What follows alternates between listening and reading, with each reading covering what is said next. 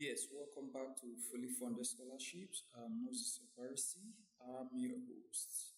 Sorry, I've been away for quite some time now. I've been working on some heavy and extensive research, and as well as also doing some things on my personal website. So it's a reason for the longer break that we actually went to. But I'm fully back now, fully back to give you uh, weekly scholarship updates about international research and studies and fully funded scholarship as well.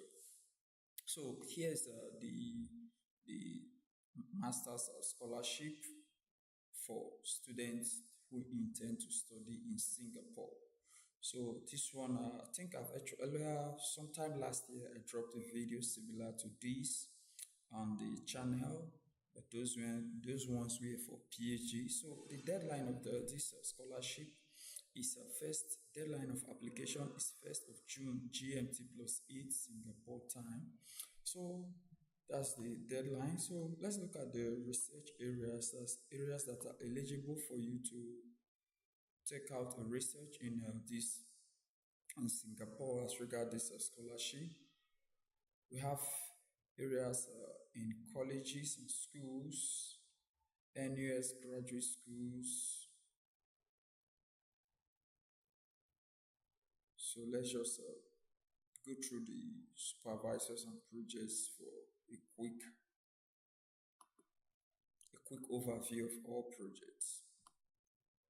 So we have areas in College of School of Civil and Environmental Engineering, School of Chemistry, Chemical Engineering and Biotechnology, School of Computer Science, School of Computer Science, School of Electrical and Electronic Engineering, School of Material Science and Engineering, School of Mechanical and Aerospace Engineering, School of Biological Sciences, School of Physical and Mathematical Sciences, and the Asian School of Environment.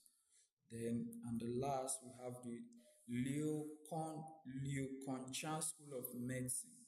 So these are the three areas whereby you can put in your application. So if you're in any of these field, you can just go through the various courses that are actually available.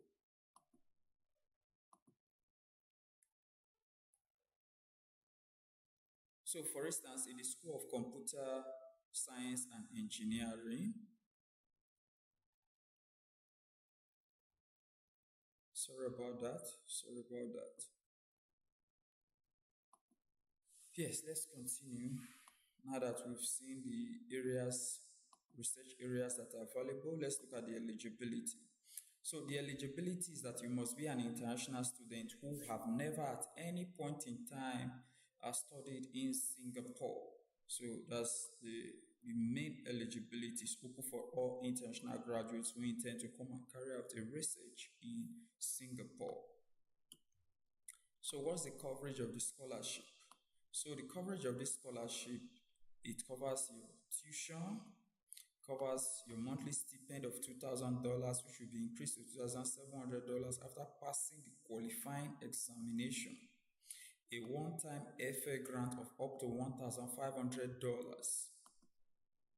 A one-time settling in allowance of $1,000. So you can see that this scholarship is quite mouth-watering. It covers your tuition fees, your monthly stipend of up to $2,000, your one-time FA grant of up to $1,500, your one-time settling in allowance of up to $1,000. So you can see that this scholarship is huge and it's rich. So it also contains your food, here's a breakdown of estimated living cost or cost of living in Singapore. So for food in canteens and university canteens and outside the campus is between $200 to $250 inside the campus canteen, and outside the campus canteen is between $450 to $600 per month. Then accommodation on campus is between $400 to $700 per month, while transport expenses local is between $100 to $150 per month. Then other expenses such as stationery, laundry, toiletries, recreation cost between $400 to $500. So an estimate of about 1,500, 1,400 to $2,000 is what is actually what you need as your monthly living expenses within every month in Singapore as a student. However, recall that they are giving you about 2,700. So you can see that if you are somebody who does not spend recklessly, you can also you know keep a little thing that you can use to sort out other personal expenses. So let's look at another other necessary information and application procedure. Okay, say next, if research, browse PhD research projects, go to research areas to browse the projects you are interested in. Then the documents required. Say do prepare the following documents in advance before applying. One, a valid passport. A valid passport, a recent passport size photograph in JPEG or PNG format.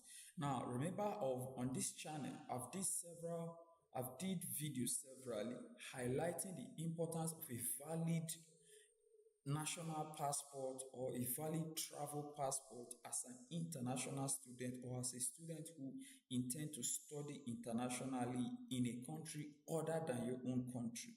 That the need for your travel passport to always be valid, keep on re-emphasizing it.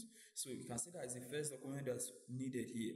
Then the third document is your transcript and reports. That means a report showing the courses you took in your undergraduate and the grades that you took, as well as the overall graduating cumulative grade point average. So mandatory is a bachelor's or master's academic transcript, bachelor's degree certificate, screw, or letter of certification from university on your candidature if your degree screw was not yet been conferred. Two recommendation letters reports to be completed and submitted online by the referees. Application Applicants applying to NUS supervisors projects are required to submit GRE scores in your SINGA application form. For all other applicants, you may be requested by the university to submit satisfactory GRE scores as part of the university requirement. The submission of IELTS, TOEFL, SAT, and SAT2/GATE result is optional and may be requested later by the university for admission. Important information. Please ensure that the information you provide during your registration in the application portal is accurate, as the information will be used for verification upon your first login. Two, please ensure you apply for the correct scholarship, SINGA International Graduate Award, SINGA, in the application portal after logging in. C, do not mail any hard copy documents to SINGA office. D, please submit your application as early as possible. This will provide ample time for your referees to submit their online recommendation reports before the application deadline, as only 2 recommendation reports will be processed. E, please check and ensure that all data you have entered in the online application form is correct and accurate before you submit the application. Amendments to the application will not be possible after it is submitted. So that's the thing there. That's a procedure of the application. Remember, the deadline for submission is 1st of June 2023, and that will be for January intake. Then I believe the one for June intake, because this Singapore scholarship is usually has 2 intake, has a January intake and has a November/December intake. It said only shortlisted candidates will be notified within 12 weeks from the application closing date. So that's what is there. So that's a short one over there from Singapore. So let's just, here's a window. Here's If you frequently asked questions, which you can actually go through, then here's a resource section for you to download the brochure, that various brochure of some courses and maybe some other scholarships from SINGA that's actually uh, available at the moment. So, guys, that's a short one over there from Singapore.